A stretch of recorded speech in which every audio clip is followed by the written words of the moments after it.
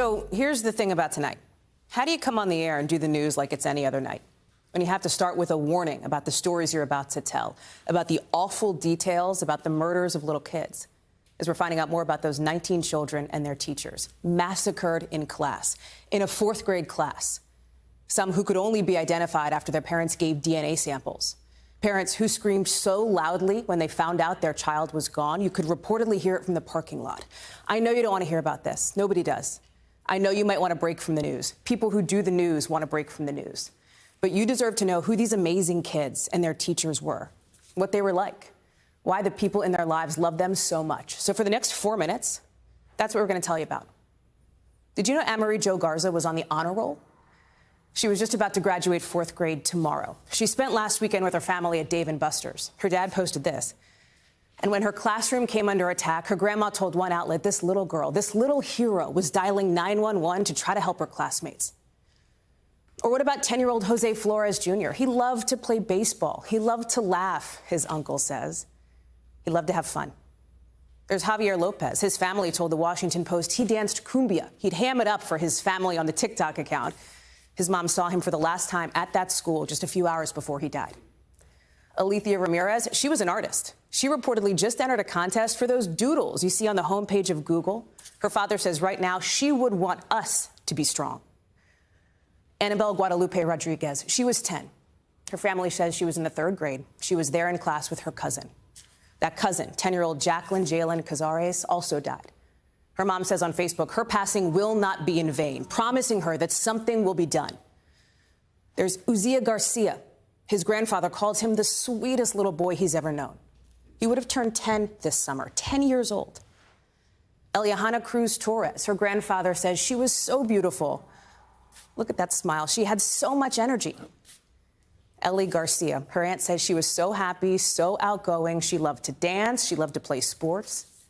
Rogelio Torres, he was 10 too. His mom describing him as such a smart, such a loving child. There's Lexi Rubio. Her dad is a deputy sheriff and says his daughter wanted to be a lawyer when she grew up. She had big dreams. Halia Salguero, Jace Luavanos, they're also cousins. Their family members cannot believe, in their words, cannot believe that this happened to our angels. And then there are the teachers. Irma Garcia, who taught at Robb Elementary for 23 years, a finalist for an award that recognizes excellence in educators. She was also a mom herself, 4 kids. She loved to barbecue with her husband. Ava Morales, in the class too, taught for 17 years. Her cousin's sharing more about her incredible spirit. She was absolutely vivacious. She was definitely an adventurer.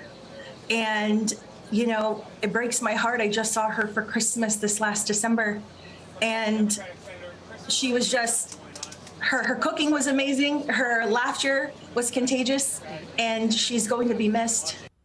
Mirales's daughter, Adeline Ruiz, today called her mom the half that makes me whole. On Facebook, here's more from her post. She says, I want to annoy you and wake you up from naps just so you can check on my chicken and make sure I didn't undercook it. I want to fight with you for the stupidest things and then laugh with you after. I want everything back. Thank you for the best times of my life. Thank you for being my best friend. I will forever say your name so you are always remembered. Ava Morales, 4th grade teacher at Robb Elementary, who selflessly jumped in front of her students to save their lives. We've got Gabe Gutierrez in Uvalde tonight. Tom Winter is also standing by. We're going to get into the investigation, some of those chilling new details, the calls now for gun reform, and the confrontation we watched live with the Texas governor and a Democratic politician. But I want to start with Gabe on the ground. And Gabe, we're going to talk more about these victims in a minute, but let me ask you about the survivors, because the governor is saying today more than a dozen people were hurt. They're expected to survive. A lot of people are thinking about those families, too. Yeah, that's right, Hallie. And yes, we are here outside of the elementary school, perhaps the saddest place in the United States right now. It's just so somber here. But as you mentioned, yes, there is hope for those survivors that were rushed to local hospitals as well. Now, their conditions are fluid, of course. It's tough to get an exact accounting of that. But from what we understand, yes, more than a dozen people were rushed to local hospitals. And at this point, as far as we know, they are expected to survive. However, there is that grandmother of the gunman who was shot and wounded. At last check, she is still in critical condition now. You call this, Gabe, and I think rightfully this one of the saddest place in America right now. It has to be. It has to be. And I wonder what you're thinking about. We talked about these victims, the ones we know about. We're still learning about some of these kids, some of these children who were slaughtered in this classroom. We're still learning details about the teachers who literally jumped in front of bullets, right, to try to save these kids. What is the memory that is standing out to you from the stories that you've heard as you're talking to people on the ground? Yeah, it's really incredible, Hallie. And, you know, one of those kids that you mentioned, all of them were just so incredible. And their whole lives ahead of them. But Emery Jo Garza, the young girl who was trying to call 911, according to her grandmother, at that young age to try and help her fellow classmates, to help her fellow teachers, not fully comprehending what was unfolding before her. It is just incredible to think what must have been going through her mind and the minds of her classmates who were barricaded inside this classroom, you know, as this gunman, according to authorities, had locked himself in there as he committed this atrocity while police were trying to organize a tactical team to be able to bring him down. So I'm thinking of that young girl, Emery Jo Garza, on the honor roll, dialing 911 to try and save her classmates, Hallie. I know that people in the community are trying to be there to support each other because this was a close-knit place, right? This was a small town. This was something where everybody who knew somebody and who knew somebody. Yeah, that's right, Hallie. And, you know, even law enforcement officers who were involved in the response here, they knew people that were affected by this. They had either young relatives or may have known the teacher that was affected by here. Uvalde, of course, is a town of less than 20,000 people, so close to the U.S.-Mexico border. But, you know, this was an elementary school, Hallie, second, third, and fourth graders. The last day of school was just expected in just a few days, and this community is shattered. I just spoke with the city manager here, and he says that this is a town that is reeling, and it's really hard to put into words the amount of grief that is rippling through here. The families of these young victims, they spent the night learning, you know, that their loved ones, their young loved ones, were not coming back. And I think now, this afternoon, there is a sense of this loss that is just permeating throughout this community. Again, the school just behind me now. Gabe Gutierrez in Uvalde, Texas, covering the incomprehensible tonight. Gabe, thank you. I want to go to Tom Winter with more on this investigation and some of the details that we have learned in just a few hours, Tom, because you're just now getting a little bit of clarity on the timeline, right, of how this happened and what went down. Explain that. Right, Hallie. So we'll start with the gun side of this so people can understand the chain of events. And I'm including, of course, the excellent reporting of my colleagues, Pete Williams, Andy Blankstein, Julia Ainsley, and John Dienst. And as we all sort through the information that we've been given, it's really becoming pretty clear. He turns 18 on May 16th, so just in the last week and a half or so. And right after that, starting on May 17th, he purchases an AR-style rifle that one of the ones that he had on his person or actually was involved in the shooting that he used during the course of the shooting. That's May 17th. May 18th, he purchases 375 rounds of ammunition, including 7 30-round magazines that were found on his person, that some of which were spent, some of which were not spent when the shooting ended yesterday. On May 20th, he purchases a second AR-style rifle. The two rifles that he purchased, one a Smith & Wesson M&P 15. That's a pretty common AR-15 type gun. The second is from a little bit of a lesser known company, Daniel Defense DDM-V7. Again, an AR-15 style rifle that he had, and apparently that was the one, Hallie, that he used in the shooting. All told, about $3,500 is what he spent here, including for the laser sight on that Daniel Defense that he used yesterday. It doesn't actually put out a laser that you would see. It's not something out of the movies. Having used a laser sight myself in practice, obviously, you use it because it puts kind of a dot on something that you see in the distance. It would make him be highly accurate here. Not to get into gratuitous details, but it's important to know what this individual did yesterday. You know, Governor Abbott had said there was, in his words, no meaningful forewarning about this crime, except for some messages on Facebook that the shooter made about a half an hour before he went to the school. I want to play that bite, and then there's an added piece of context that is important for people to know. Listen to this. The first post was to the point of, he said, "I'm going to shoot my grandmother." The second post was, "I shot my grandmother." The third post, maybe less than 15 minutes before arriving at the school, was, "I'm going to shoot an elementary school."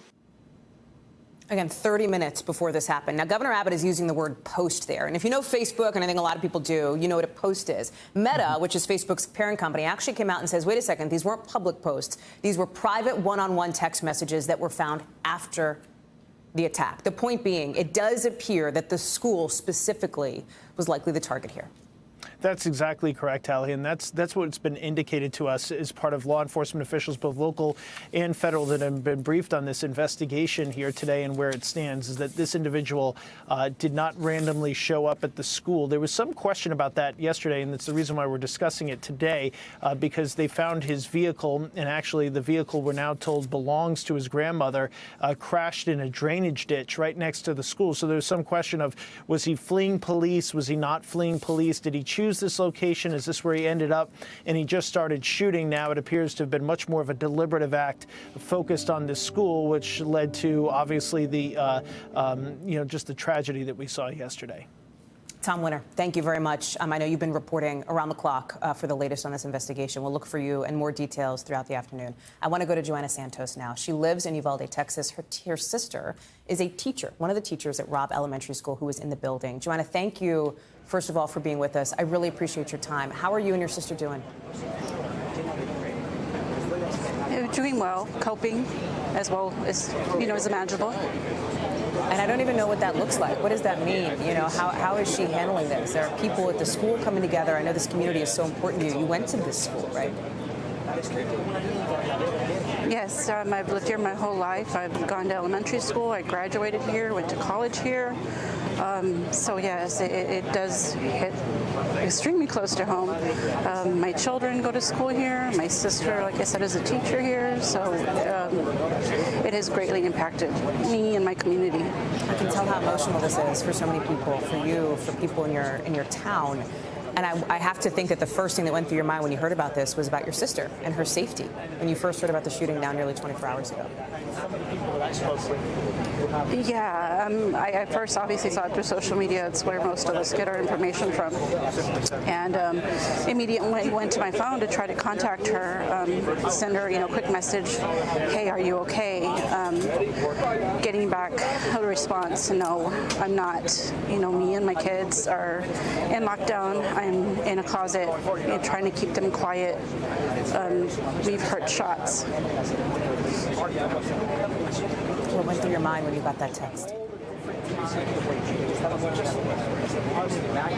So many things, you start thinking this could never happen in our community, our small little sleepy town, and reality hits you. And so I started asking her, do you hear anything? Do you see anything? And she was just saying no. She was responding not very quickly, which was making me more nervous. She'd tell me to give her as much information as I could via text message, because obviously they weren't calling and there was nothing being announced over the intercoms because the alleged shooter was in the building. I'm so glad that you and she have been reunited and that she is okay. What is the most important thing, Joanna, that our viewers and listeners could do right now to help if they wanted to, in your view? To be advocates. This is a big wake-up call. We need to come together as a community, as a state, as a nation. We need to do something about this. There shouldn't have been this shooting, Columbine. This should never have happened. And like I said, we have to advocate. We have to be a voice. If you see somebody that you feel is in need of help, mentally, say something, there's never a reason to hold back. You know, this could have been prevented.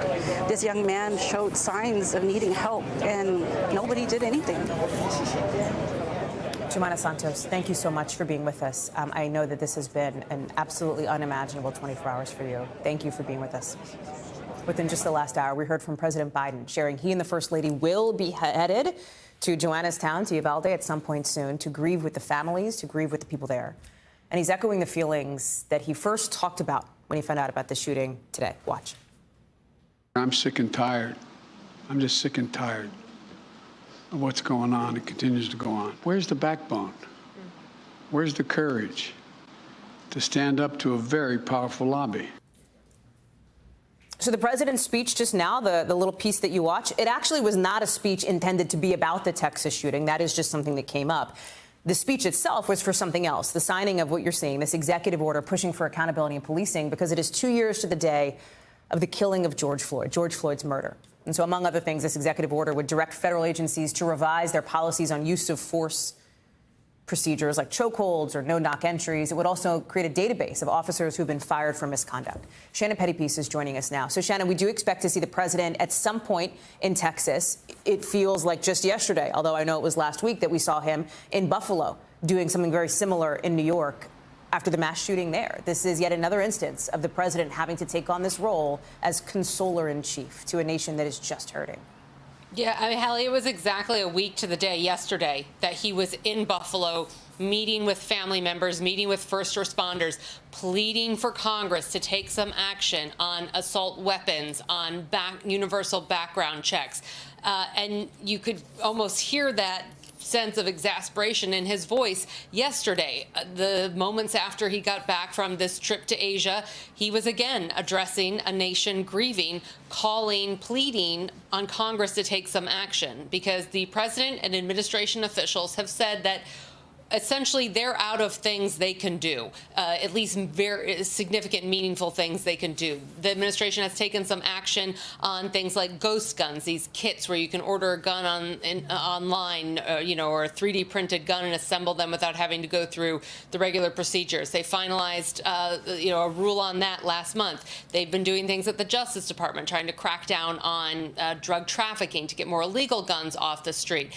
But they're saying that essentially that they have run out of things to do, and now it's to Congress. Of course, there are not the votes in Congress right now to pass gun reform legislation. There are not the votes to get rid of the filibuster if Democrats wanted to do this on their own, which it appears there would be enough support among Democrats to pass some form of gun control legislation. So what the White House is then left with is the president making these speeches, making these remarks, going to these sites, trying to console these families and raising awareness about the need to do something. You know, I was struck by something that the First Lady said when she was asked about this today. You're going to go to Texas. She goes, of course.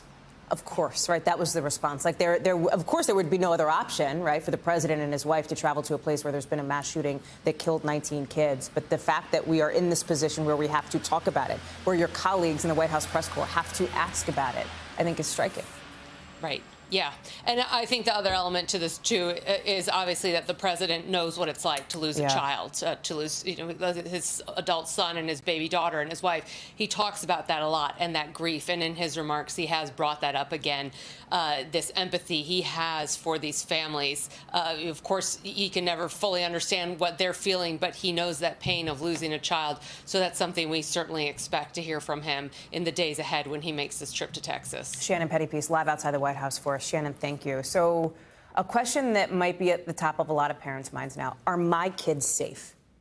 Are my kids going to be okay? Right? Because I think for a lot of parents, there is this moment where you think this feels so random. In this instance, in other instances, you have parents, you have educators, you have school officials on the local level trying to figure out, how do we make sure that our school is not next? In Connecticut, they're activating their crisis teams there. And they're not the only ones. Here in Washington, in the D.C. area, in Atlanta, others across the country, they're putting in place more police presence. They're changing up the arrival procedures on school grounds after what happened in Uvalde. Some parents are really frustrated. They are fed up, and they want to see more being done to keep their kids out of harm's way like this. Tom Hoyer, whose 15-year-old Luke was killed in the Parkland school shooting, said this. At some point, somebody's going to have to do something about this, because these things, when they happen, are just so horrific. And people have to find a way to prevent these things. Ken Delaney is joining us now. And Ken, on this idea, right, of people being sort of extra aware today, more than they were perhaps 2 days ago, about what could happen at their kids' school. We're seeing reports of people detained over the potential gun sightings near places in Houston, Redding, California, et cetera. It didn't escalate beyond that, but I do think it speaks to how on edge people are at the moment.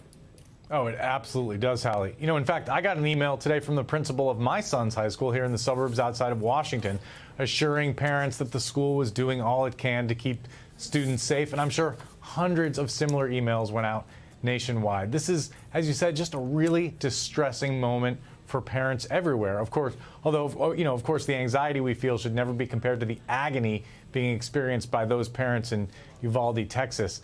The real question, as you said, is whether this national anxiety that is being felt so deeply right now translates to any public policy steps designed to reduce mass shootings. And that really remains to be seen, Hallie. We're going to talk more about that coming up in just a minute here in the show. But I also want to talk about the technology piece of this, because this is an area that you cover. And this is something we've heard more and more about in the last, 24 hours since this shooting happens, about hardening schools and the Republicans suggesting that perhaps you arm more teachers, for example, or put more, maybe not teachers, but security officers. You put more guns in schools themselves. You've got kids that go through active shooter drills.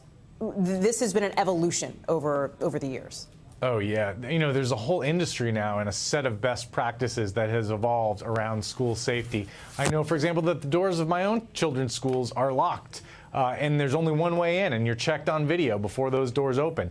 Many schools, as you said, have armed officers on campus. But we learned today that an armed officer was unable to stop the shooter in Uvalde. He or she was outgunned.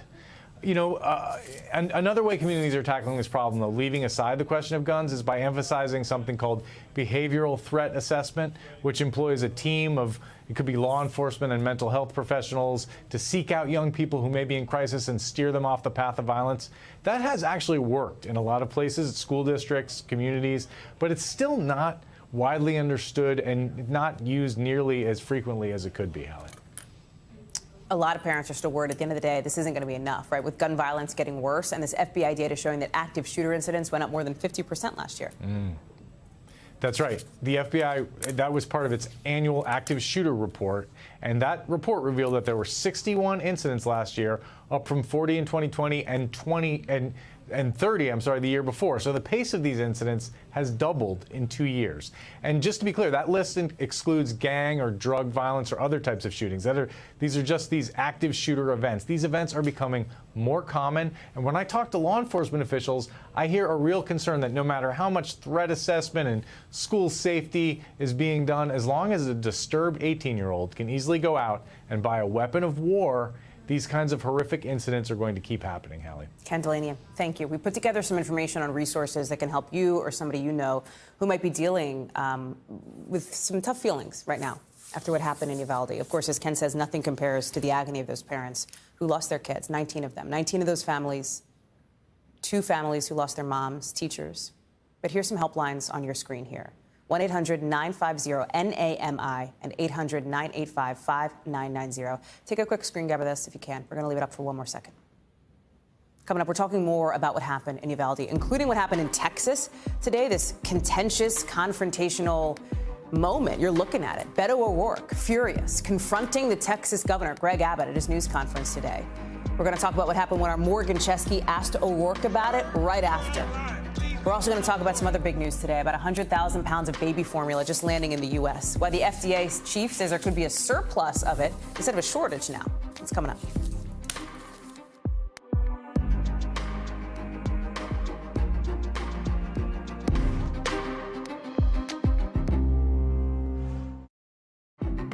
Not too long ago, a huge batch of Nestle baby formula, 60 tons of it, arrived not too far from where I am in Washington. It was flown in from Germany to try to help desperate parents feed their babies. That's right now headed to a Nestle distribution center in Pennsylvania. And as that was happening, the head of the FDA and top formula executives were getting grilled basically in front of this House committee about what exactly led up to this huge crisis, this nationwide shortage. Robert Califf, who leads the FDA, says it took months to try to inspect this factory from Abbott because of COVID conflicts, other logistical problems. Listen to what he said. This is a war mentality. It is a crisis. We're fully aware of it. Families should not be searching for formula, but they have to do it now until we fill in.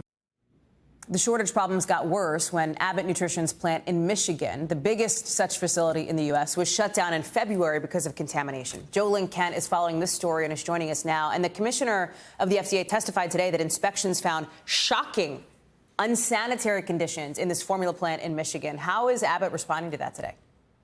Abbott is saying that, or the FDA commissioner, rather, is saying that Abbott has repaired those things. We're talking about a leaky roof, dirty floors, things that the FDA commissioner said if you saw in person, you would not want your infant eating in that kitchen. Listen to this. How can you give us confidence that Abbott is going to address the underlying causes of continued compliance problems? Representative, I was there last week, and we as a leadership team are fully committed, all resources against it. We are aligned as leaders to make sure we put the necessary steps and sustained actions in place so that this doesn't happen again.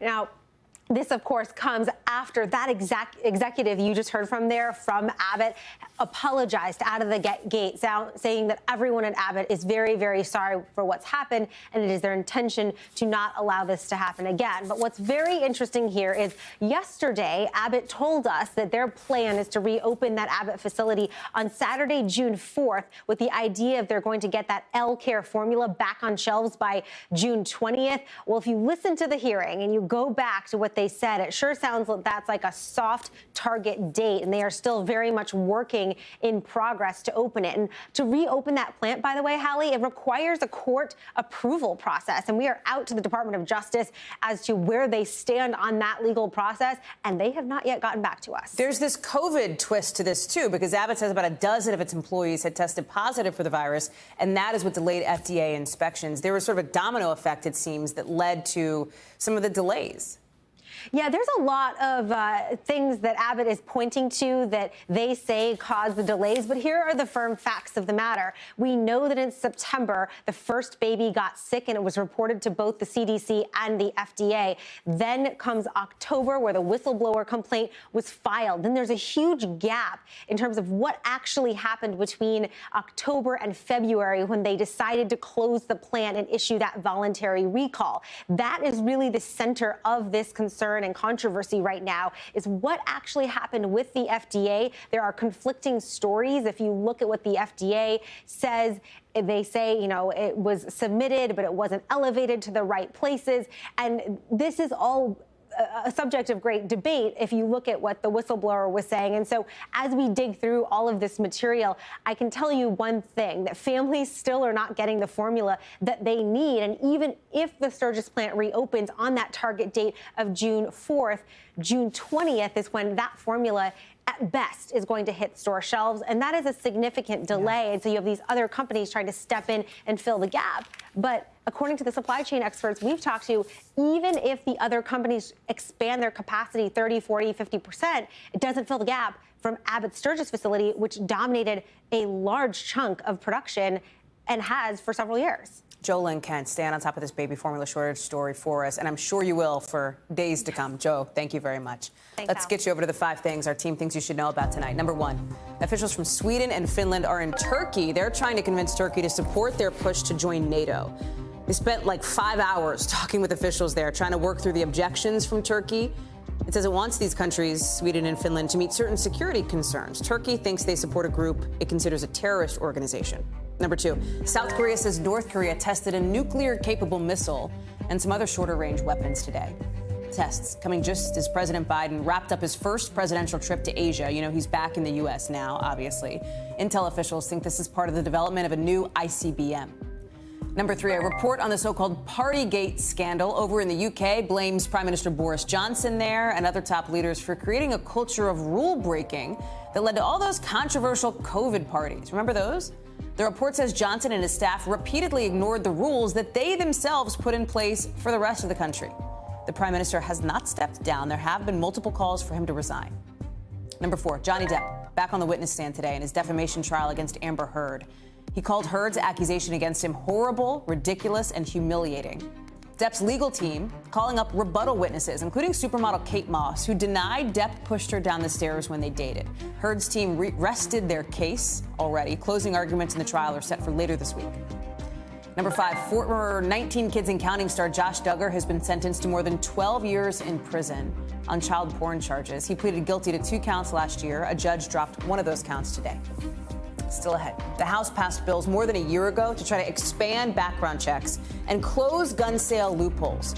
We'll tell you what senators on the Capitol Hill are now saying about taking up those bills when we come back.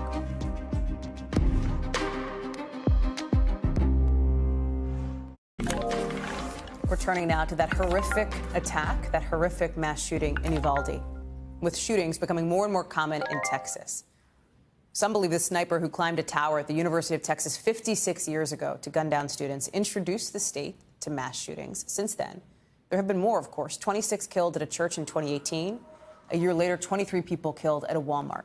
There have been 2 mass murders at an Army base, 10 people killed at a high school, and now 19 kids and 2 teachers at an elementary school, all in Texas. But the impact obviously goes beyond the number of victims, right? This chart shows U.S. students exposed to gun violence just in schools since the horrific shooting at Columbine in 1999. The Washington Post put this together. It finds more than 311,000 students have seen it, have ran from it, or have hid from the horror, represented here by these little dots. Kids' lives changed, right? Changed forever.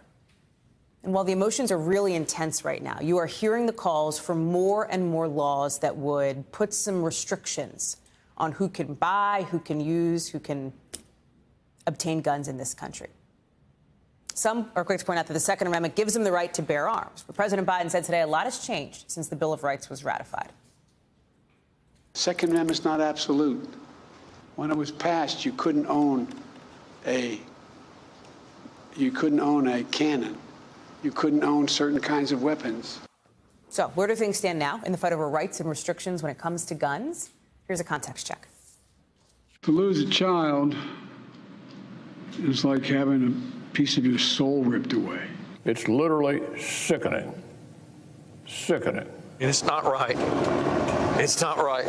Across the board, fury over the horrific mass shooting in Uvalde. But the effort to do something about it has divided our country for decades. The Second Amendment was ratified in 1791, establishing the right of the people to keep and bear arms. That puts limits on what regulations the government can put in place. And right now, there's a patchwork of different gun laws and policies across the U.S. The gun reform advocacy group, the Giffords Law Center, has researched and graded state gun laws since 2010. They give states like California, New Jersey, Hawaii, and New York an A grade for what they call common sense gun laws that prevent gun violence. 24 states get an F, including Texas, which just last year expanded gun rights in a big way. Government is coming to take your guns. Texas will not let that happen. This past June, Texas Governor Greg Abbott signed 7 laws strengthening gun rights, including one making it legal to carry handguns without licenses. In Washington, D.C., 2 bills are sitting at Capitol Hill, both related to background checks. H.R. 1446, which would close what's known as the Charleston loophole that lets some licensed gun sales go through before a required background check is done. Another, H.R. 8, would expand background checks for all firearm sales or transfers in the country. It's not clear if either of those bills would have stopped Tuesday's mass murder in Texas. It's not just the Capitol. Focus is intensifying on the Supreme Court, too, because one of the nation's most restrictive gun laws could be struck down this summer by the justices after 2 men from New York challenged that state's 108-year-old gun law, which requires people who want to carry a concealed handgun show proper cause, arguing it violates their rights to keep and bear arms. You heard from the Texas governor there, his news conference today. Did you catch this incredibly confrontational moment? Cursing, very tense after Democratic candidate for governor, Beto O'Rourke, a Democrat furious about what happened, interrupted Abbott in front of everybody, saying he is not doing enough to stop the next shooting. Watch. Shooting is right now, and you are doing nothing. No, he needs to get his ass out of here. This isn't the place to talk this over. This is totally predictable when you... Sir, you're out of line. Sir, you are out of line. Sir, you are out of line. Please leave this auditorium. I can't believe you're a sick son of a bitch that would come to a deal like this to make a political issue.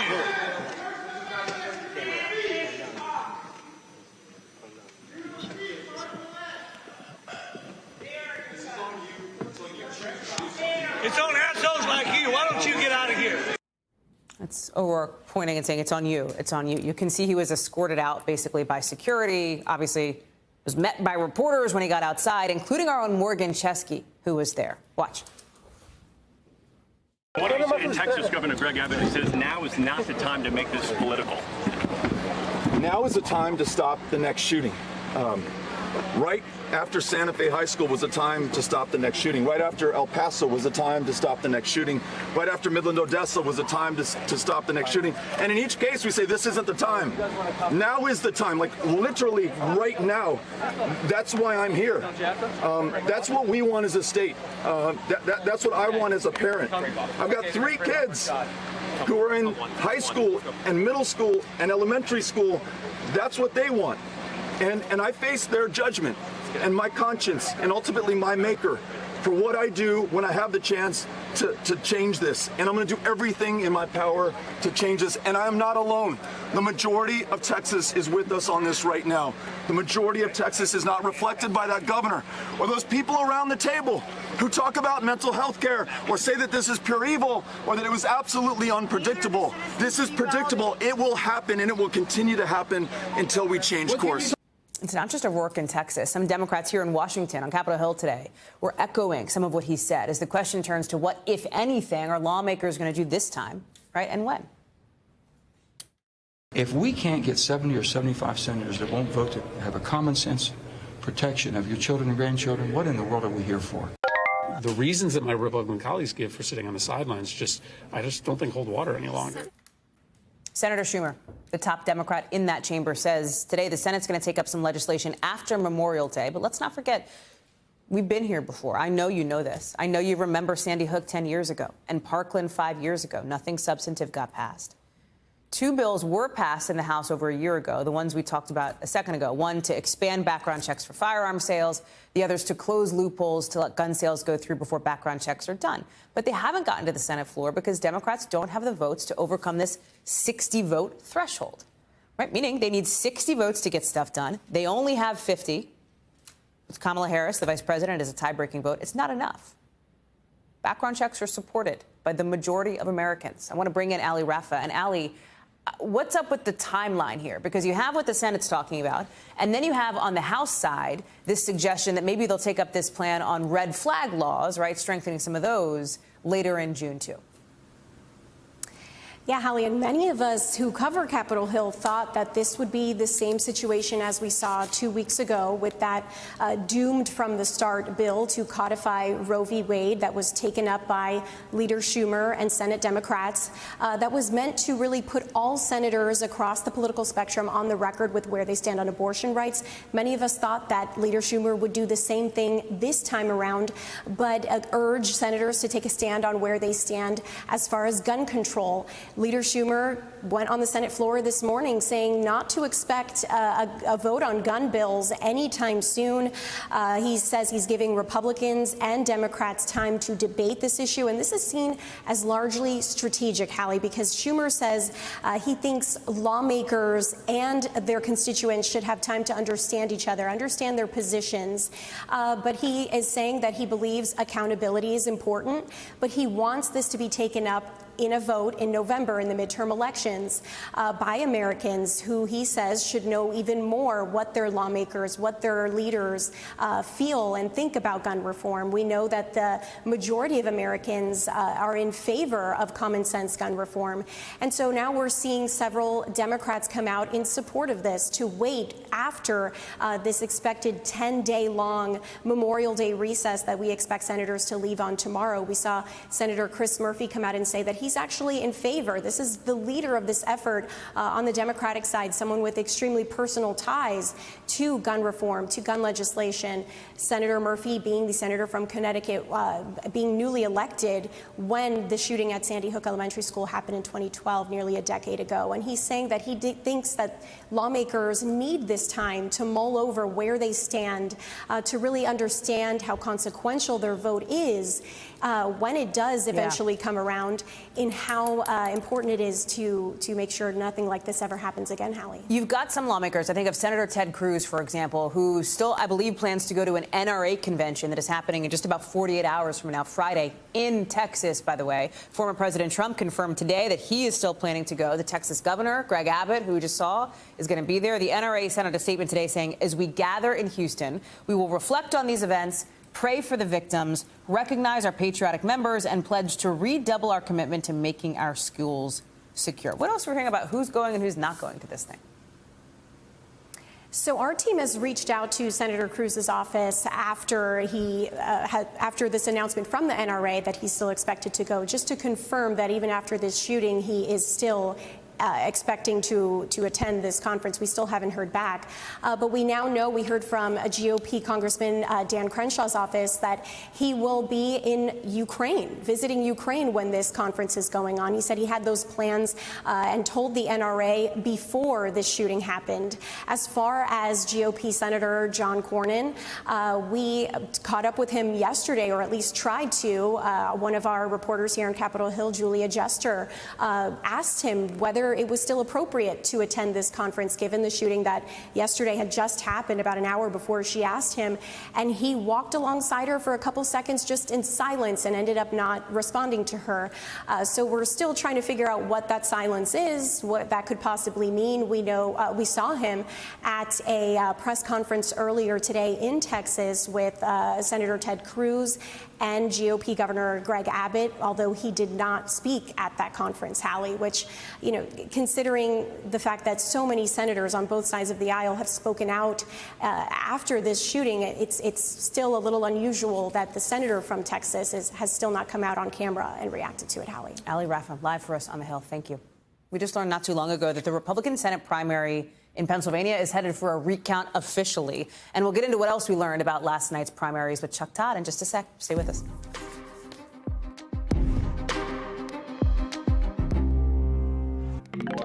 NBC covers hundreds of stories every day. And because you couldn't possibly read or watch or listen to them all, our bureau teams have done it for you. This is what they tell us is going down in their regions in a segment we call The Local.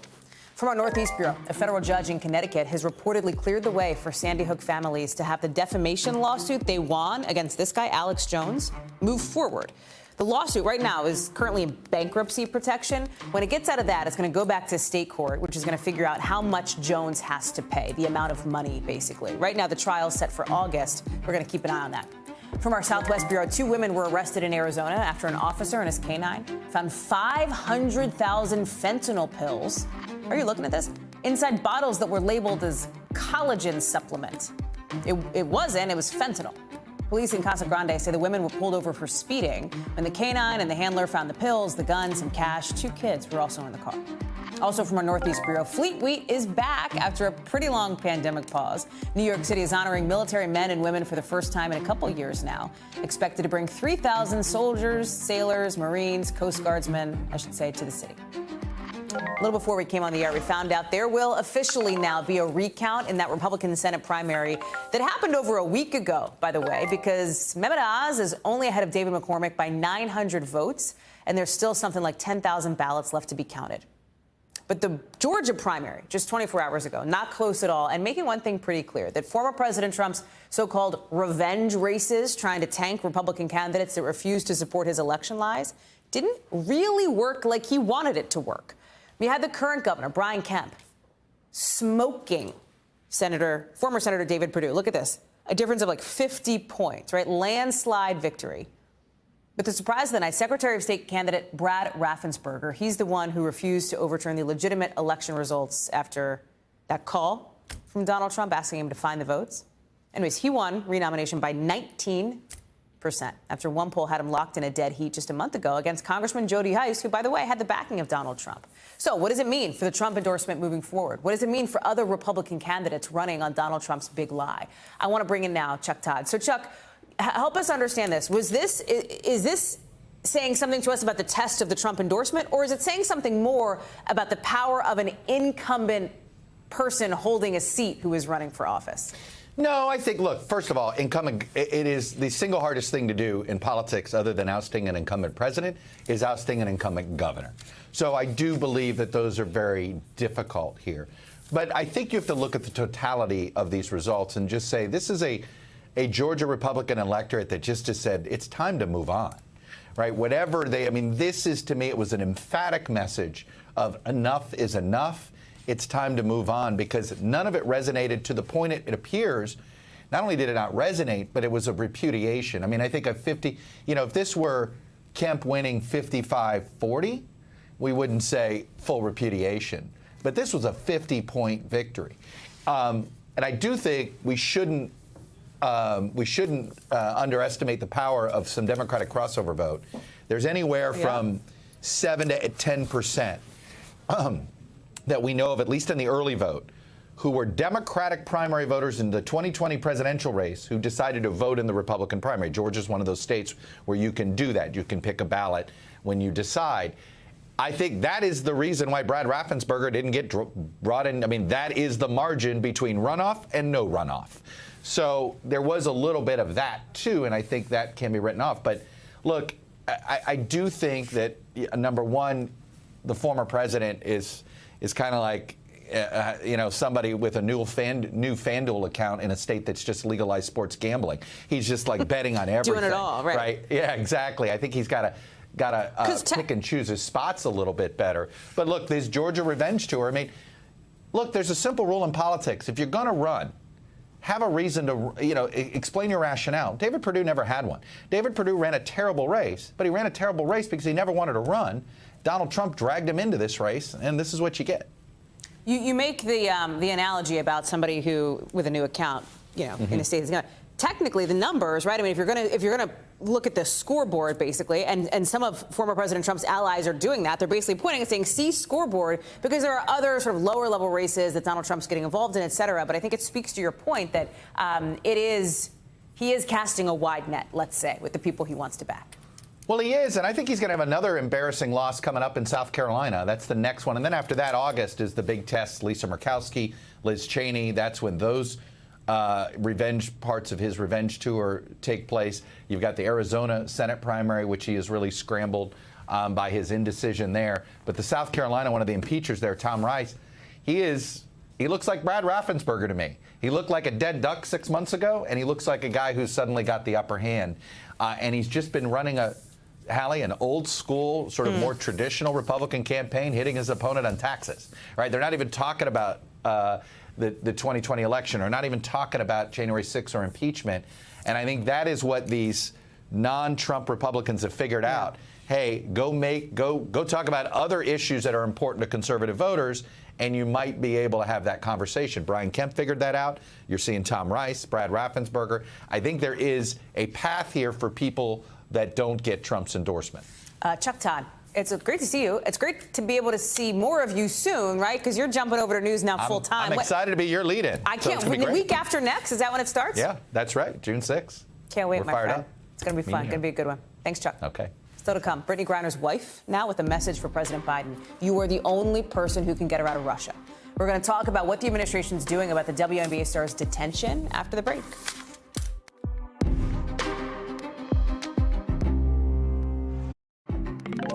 For the first time now since WNBA superstar Britney Griner was detained in Russia, we're hearing from her wife, Sherelle. And in this interview, she's challenging President Biden to do whatever it takes to bring her back from Russia. Watch. He has the power. She's a political pawn. So if they're holding her because they want you to do something, then I want you to do it. In the interview, she also remembered the exact moment when she heard that Britney had been taken into custody in Russia. She got a text from her wife at 2 a.m. saying she was being held by customs, so Sherelle told her to call her when she could. Almost 100 days after that message, she's still waiting for that call, she says. Remember, Griner was arrested at an airport near Moscow back in February for allegedly having vape cartridges in her bags that had oil derived from cannabis, which is not legal in Russia. She could be looking at 10 years in prison. Kathy Park is with me now. And Kathy, earlier this month, the Biden administration declared Griner as being wrongfully detained, which sounds like semantics, but it's not, right? It gives a different level of the effort that the administration will use to try to get her out. Her wife wants the government to do more than they have been for now, right? Hallie, that's absolutely right. I think it's important to note that Britney Griner has been in Russian custody since February 17. So this was right before Russia invaded Ukraine. So the timing of this is pretty extraordinary, and there have been growing fears that she is being held as a political pawn. As you heard there, Cherelle Griner, the wife of Britney Griner, broke her silence and told ABC News that she has been in talks with Antony Blinken, the State Department, and he told her that Britney Griner is a top priority. But Cherelle is saying, look, if she is a top priority for the U.S., show me the proof, bring her back here to the U.S. And Cherelle's growing fear is that the longer that she is being detained, she worries just kind of about her well-being. What will she be like if and when she is returned to the U.S.? It was also interesting that you talked about how Britney wanted to stop going overseas to play, but stars like her can make a ton more money in Russia than their WNBA salaries, right? Yeah, so we also learned in that interview through Cherelle Griner that Russia treated Britney pretty well for her talents, and she was well compensated every time she went over there to play overseas. But it was a supplemental income in addition to her WNBA salary. Take a listen. She has only had one Thanksgiving in the States in 9 years since she's been pro, and she misses all that stuff just because, you know, she can't make enough money in the WNBA to sustain her life. And Hallie, according to the New York Times, Britney Griner reportedly earned more than $1 million every time she played in Russia. And here in the U.S., there is a salary cap for WNBA athletes, and that number is $230,000. So it wasn't uncommon for athletes, superstar athletes like Britney Griner, to go overseas to play. However, you know, this was a lucrative pipeline for Britney, but obviously it's been under a lot of scrutiny because of the fact that she is being detained right now, and of course because of the war in Ukraine. Hallie? Kathy Park, thank you so much. Appreciate you being with us, and that does it for this hour. We're going to have more for you here tomorrow, same time, same place. Coverage picks up right now.